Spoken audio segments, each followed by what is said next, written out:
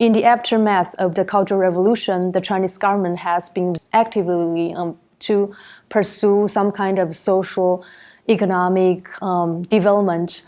But it's clear that the government wants to have social economic development without relinquishing the government's political monopoly. So recently I published a book entitled The Contentious Public Sphere in China, and the book was published by Princeton University Press.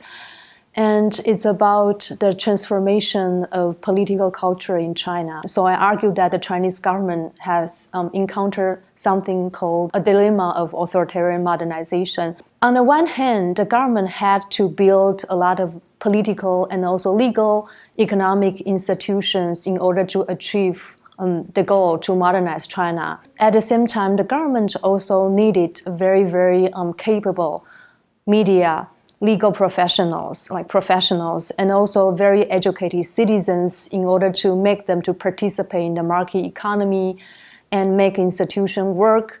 But on the other hand, this kind of institutional building process was highly contingent and also politically risky, as Amartya Sen argued that when a government enhances people's capacity, that means that the government might enhance people's freedom. And the process was very contingent. The contentious public sphere in China is an unintended consequence of the government authoritarian modernization project. And many social scientists are very interested in regime change, and for example, transition from an authoritarian regime to a liberal democracy. But I'm interested in kind of more incremental political, social, and also cultural change. I am trained as a mixed method sociologist. I used different kind of sources to actually show the development, the historical development, and also to establish my explanation. I analyzed a lot of nationally representative survey data. So through the data, I actually know how people really use social media, how they actually consume media message. I can see the clear connection between media and also political attitude and also political action. China remains an authoritarian country, but then in my book, I show actually the political culture in China has been changing over time, kind of dramatically, especially since the late 90s. And so in my book, I try to demonstrate the emergence of what I called a contentious public sphere.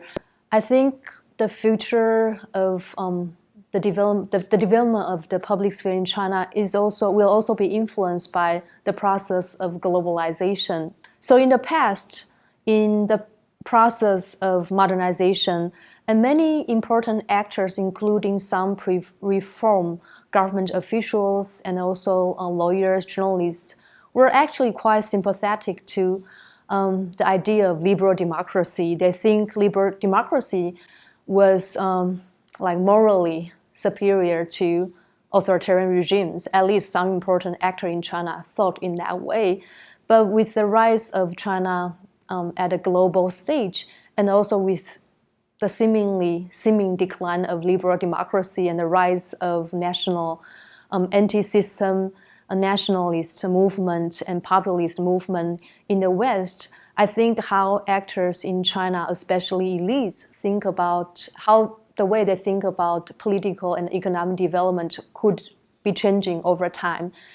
And then this could influence of how they build institutions and then how they participate in a public discourse. And I think the process could be very uncertain, and I am not pretty sure about the future trajectory, but I will just I will continue to observe the development in the near future.